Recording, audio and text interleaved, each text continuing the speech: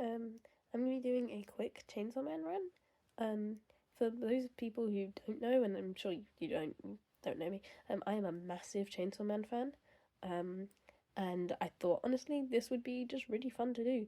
And it's mainly based off this videos I saw of this man, talking about how he doesn't feel like he can defend Chainsaw Man anymore or call himself publicly a Chainsaw Man fan because of Fushimoto and the over sexualization of women in the cast. And I personally disagree with this point, and I personally really like. That sounds wrong. The sexualization doesn't bother me, and I have written reasons why, and I'm going to share them with you because I believe that Chainsaw Man is an amazing piece of media. By the way, I am going off the manga volumes 1 to 7. I have not read any further. I know a few spoilers from before then, but not everything, and this is mainly based off that. Okay.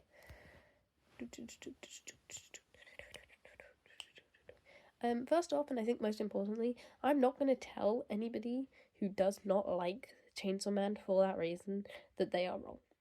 I do not believe that is something that I have the right to judge people for. Chainsaw Man is very mature in its age rating and very mature in how it presents its themes. And while I think this is a good positive thing, I can see why some people don't like it. And I have a very explicit memory of specifically telling my partner, when we first watched it together, that I did not find Denji's portrayal to be didn't find Denji's portrayal to be needed, and I just kind of found it wrong. I thought it was insensitive, and as far as I could be concerned, just needless fan service. I now equivocate that opinion, and I believe that I really like Denji's character and I believe it's important to the story, but if it makes you uncomfortable and you don't like it, I'm not forcing you to watch it. But I do believe that you should watch a YouTube video like I did, educate yourself a little bit, and then re-watch the anime with different eyes, because it really helped me. I read that, and now I have become a massive nerd and a massive fan of the media. So canonically, I'll talk about why I think Denji's characterization isn't a bad thing first. We are told the story through Denji's point of view, and canonically, he is an emotionally repressed person who uses sex as a way to cope and distract himself from the blatantly horrifying things that happen to him on a day-to-day basis. This is very usual, I think. Well, not usual for people, but most people use outlets, and let's face it, in our day-to-day lives, sex is actually quite a common outlet that lots of people use. That's not maybe saying it's a good thing, but I'm not something I'm going to judge people for, and it is actually a thing that does happen. So I do believe this is a realistic motivation, if you want to call it that. Not to also mention the intense themes of hypersexuality and how common that is in our day-to-day lives that most people don't realise. It's a very stigmatised, would you call it an illness? It's a very stigmatised condition, and I do believe, but it is a real one, and I believe it's important to talk about. And I think this is good representation of that, and how Denji throughout the course of Chainsaw Man does overcome it slightly and begin to understand and learn from the things that hinder him. And we are talking right in the beginning of the story. Denji is originally a character who's motivated by survival. He doesn't want much more than to live and to pay off his debt in any way he can. When he speaks to Pogita in the opening segment of the manga, he talks about his dreams, and they are nothing bigger than his want to be loved and live a normal life that most people take for granted. And when he is given this normal life, within Archean power, Denji still doesn't feel loved, because while they are his family, they're not his loved family until later on. He still craves that emotional connection, and in his mind he sees that Makima will be his girlfriend and will love him. And that's what he wants. Denji wants to be loved. He doesn't understand the difference between love and sex, and which makes sense. It's a very blurred line. And Makima, using this to her advantage, is able to manipulate him and screw his ideas of what connection is even further. Because in some way she teaches him about love, how romantic connection. If you think about the thumb scene. However, that is not exactly right. As in, she's still linking emotional connection to physical connection.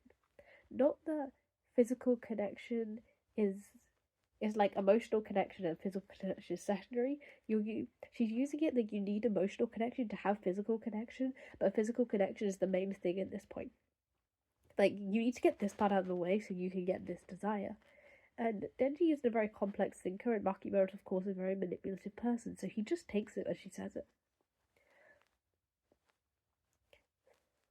I think Denji also doesn't have any frame of reference for emotional connection, like, at all, and this does not help him. His only friend was Pogita, who he couldn't talk to, and he basically sold his body for money right at the beginning of the anime. That's like literally the first line. Some of the first lines in the anime, Denji talking about how much money he sold his body parts for. His body is something of value and something that is prized by other people. While this isn't in a sexual way, you can see how it does link to that. And not to mention, having sex and having physical connection does give people quick rushes of dopamine. It's this 1, 2, 3, you feel great because that's what your body wants instinctively, and how it's easier than emotional connection. You can get similar hits, and that's why people crave that. People crave touch and physical connection because your body loves it and your body craves it a lot more. Because we are, in the best way possible, we are animals and we desire that. That's just how it works. Now, all this is canonical reasoning for why I believe that the sexualization in the manga does not make it a bad manga. However, of course, this is canonical, and thus you can very well put it up to Fushimoto being a freak and using this as an excuse to draw over sexualized women. And I'm going to talk about why this also does not bother me. Because in my mind, Fushimoto draws women like somebody who loves women. I can't say that he's not a creep, and this is not incorrect. However, I don't feel like it is. I mean that he draws women like somebody who loves women, in the sense that every female character he draws is not just hypersexualized. They have flaws, and you can see their beauty and imperfections that is so much deeper than just their overly exaggerated tits. All the women look beautiful, and not just in a sexualized beautiful sense. All the characters aren't just physically stereotypically attractive, they also have clefts and imperfections, but they still look beautiful. And this way that Fushimoto draws the female body, in my opinion, reminds me a little bit of ancient Greek statues, in the sense that they are not perfect, but they are godly. And yes, of course, part of this reasoning is because you're seeing it from Denji's point of view, and he believes, and he is enamored, I guess, by the female anatomy. But even in that sense, it is still beautiful, and it doesn't feel sexual completely. Well, it is sexual, but it's not. I don't look at these drawings and feel disgusted. I'm really fascinated by them, and you can see the care that goes behind them. They are sexual in nature, but the characters are so much more. Not to mention, this creepy manga has so much better female character writing than most modern girl power Western media. I will not equivocate on that. I'm using the word equivocate a lot today. I like the word equivocate. I believe that is a very good statement to make, and I believe that it is a very true one. It is amazing, and I believe that Fushimoto has the perfect appreciation for the female body. And not everything is sexual, and just because it isn't depicting somebody in a sexual way, I believe that you should look deeper beyond the first frame and understand why, and understand how this links to the story. Yeah. I love Chainsaw Man. I'm going to tag the person whose video I saw in this, just because I don't know how often people see things, but this is, I guess, my defense of Chainsaw Man in the sexualization. Please share your thoughts in the comments, and anything that you liked. I'm sorry this has been so long. I just keep talking.